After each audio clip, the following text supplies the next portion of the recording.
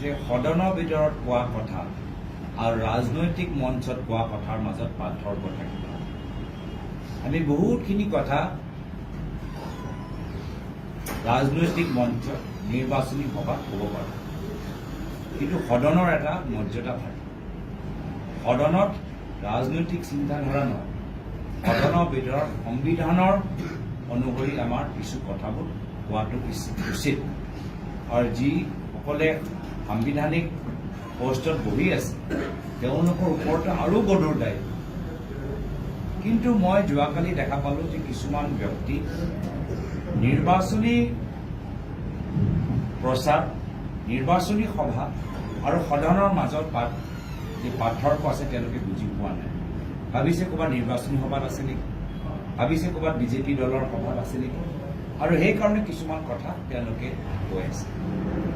সদনৰ আৰু সাংবিধানিক চকীৰ এটা গাম্ভীৰ্যটো মই ভাবোঁ কিছুমানে বুজি পোৱা নাই। বহু সদনৰ ভিতৰত মই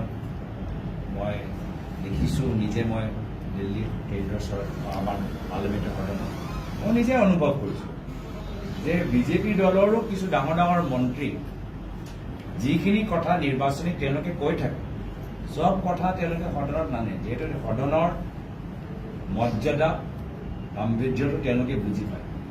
দুখ লাগে যে অসমত কিছুমান ব্যক্তি আছে যে পাৰ্থক্যটো আজি তাৰিখত বুজি পোৱা। কিন্তু আপোনাৰ নাম উল্লেখ নকৰাকে আপোনাৰ পৰিয়ালৰ কথা কালি সদনৰ মজিয়াত কৈছে, সংবাদ মাধ্যমৰ আগত কোৱা বেলেগ কথা, কালি সদনৰ মজিয়াত কৈছে যে এগৰাকী ব্যক্তি 3জনীয়া 4জনীয়া পৰিয়াল 3গৰাকীয়ে বিদেশী, তেওঁ এই কথাখিনি আহিছে সদনত, য'ত আপুনি এবচেণ্ট আছে। এইবোৰ নতুন কথাটো নহয়। আপুনি ইয়াৰ পূৰ্বে সদনত কিয় কেবিনেটৰ ভিতৰতে এজন মানুহলৈ চৰ্চা হয়। ইয়াৰ পূৰ্বে আপুনি কেতিয়া আপোনাৰ ইমান দিনৰ পৰা জাৰ্নেলিজম কৰি আছে, সাংবাদিকতা কৰি আছে, কেবিনেটৰ ভিতৰত এজন ব্যক্তিলৈ কেতিয়াবা এটা ৰেজলিউশ্যন বা এটা সিদ্ধান্ত লোৱা আপোনালোকে শুনি পাইছে নেকি? যদি বিজেপি চৰকাৰৰ আজি তেওঁলোকৰ কিবা এটা মোৰ বডি লেভেলৰ বহুত সোমাই গৈছিল, মইতো ক'ব নোৱাৰোঁ। মোৰ সান্তনাও থাকিলে, ভাল হওক, সুস্থ হওক, কামখিনি ভালকৈ কৰক। কিন্তু আমালোকৰ বাবে এইবোৰ ছবিবোৰ নতুন কথা নহয়। যে সদনৰ ভিতৰত কোৱা কথা আৰু ৰাজনৈতিক মঞ্চত কোৱা কথাৰ মাজত পাৰ্থক্য থাকিব। আমি বহুতখিনি কথা ৰাজনৈতিক মঞ্চত নিৰ্বাচনী সভাত ক'ব পাৰোঁ, কিন্তু সদনৰ এটা মৰ্যাদা থাকে। সদনত ৰাজনৈতিক চিন্তাধাৰা নহয়, সদনৰ ভিতৰত সংবিধানৰ অনুসৰি আমাৰ কিছু কথাবোৰ কোৱাটো উচিত। আৰু যিসকলে সাংবিধানিক পষ্টত বহি আছে তেওঁলোকৰ ওপৰতো আৰু গধুৰ দায়িত্ব। কিন্তু মই যোৱাকালি দেখা পালোঁ যে কিছুমান ব্যক্তি নিৰ্বাচনী প্ৰচাৰ, নিৰ্বাচনী সভা আৰু সদনৰ মাজত যে পাৰ্থক্য আছে তেওঁলোকে বুজি পোৱা নাই।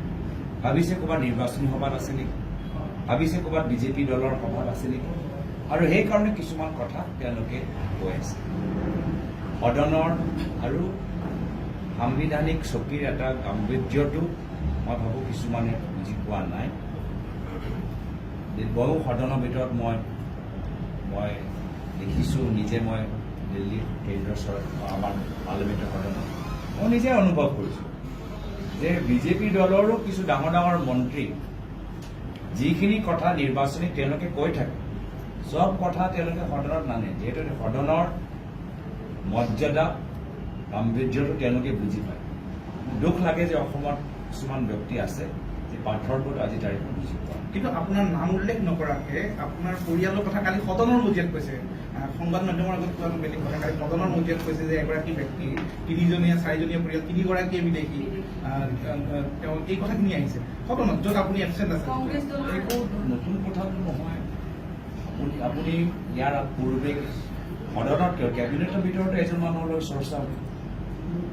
ইয়াৰ পূৰ্বে আপুনি কেতিয়া আপোনাৰ ইমান দিনৰ পৰা জাৰ্নেলিজম কৰি আছে, সাংবাদিকতা কৰি আছে, কেবিনেটৰ ভিতৰত এজন ব্যক্তিলৈ কেতিয়াবা এটা ৰেজলিউশ্যন বা এটা সিদ্ধান্ত লোৱা আপোনালোকে শুনি পাইছে নেকি? যদি বিজেপি চৰকাৰৰ আজি তেওঁলোকৰ কিবা এটা মোৰ বডি লেভেলৰ বহুত সোমাই গৈছিল, মইতো ক'ব নোৱাৰোঁ, মোৰ সান্তনাও থাকিলে ভাল হওক, সুস্থ হওক, কামখিনি ভালকৈ কৰক। কিন্তু আমালোকৰ বাবে এইবোৰ ছবিবোৰ নতুন কথা নহয়।